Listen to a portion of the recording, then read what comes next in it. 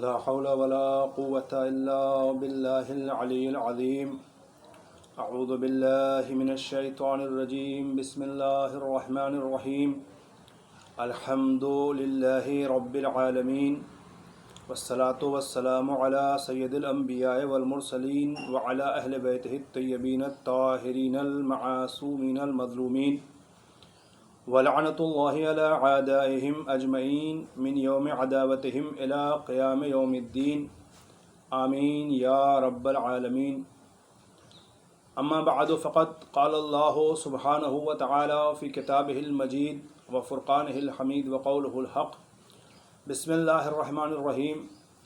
إن كنتم في ريب مما نزلنا على عبدنا فأتوا بسورة من مثله. صدق الله العلي العظيم.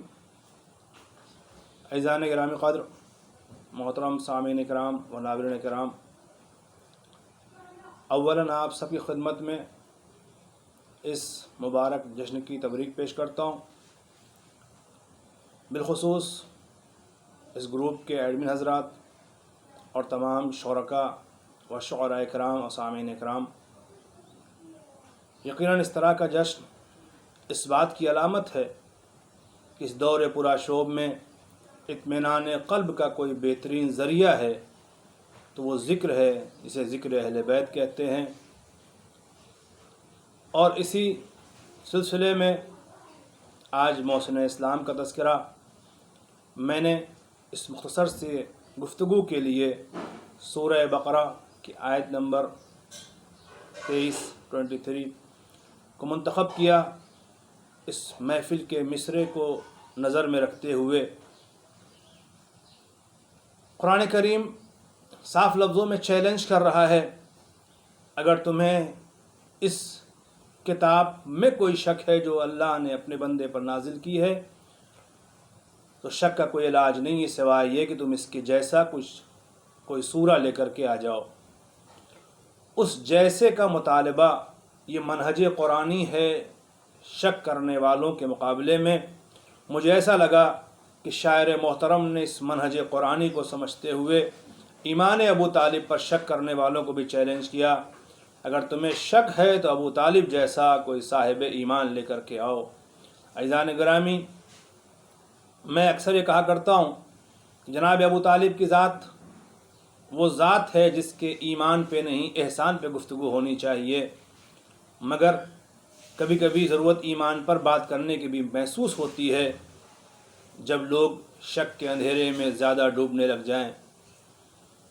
اور پھر اتنا کہوں گا، جب ایمان کی بات کیجیے گا تو وہ لوگ کیا سمجھیں عظمت ایمان ابو طالب کیا ہے، جن لوگوں نے اپنے جان و مال کے تحفظ کے لیے بلند آواز سے کلمے پڑھ پڑھ کر کے اپنے آپ کو مومن کہا، جبکہ قرآن کہنے کو معیار ایمان نہیں مانتا، کردار کو معیار ایمان مانتا ہے۔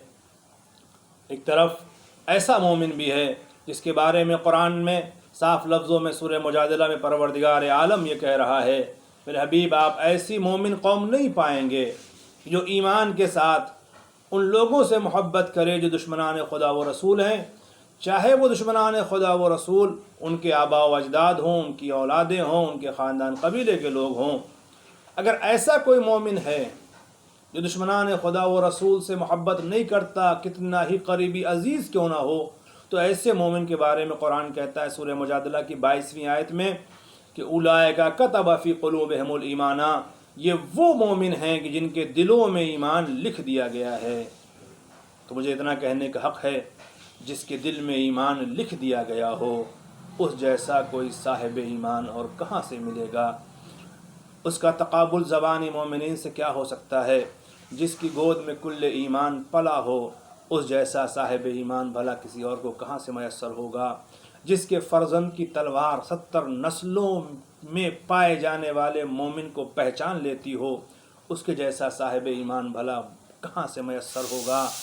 یوں کہہ دوں کہ جس نے ایمان اور اسلام کے تحفظ کے لیے اپنی پوری نسل کو اس راہ پر قربان ہونے کے لیے پیش کر دیا ہو اس جیسا صاحب ایمان کہاں دنیا کو میسر ہو سکتا ہے؟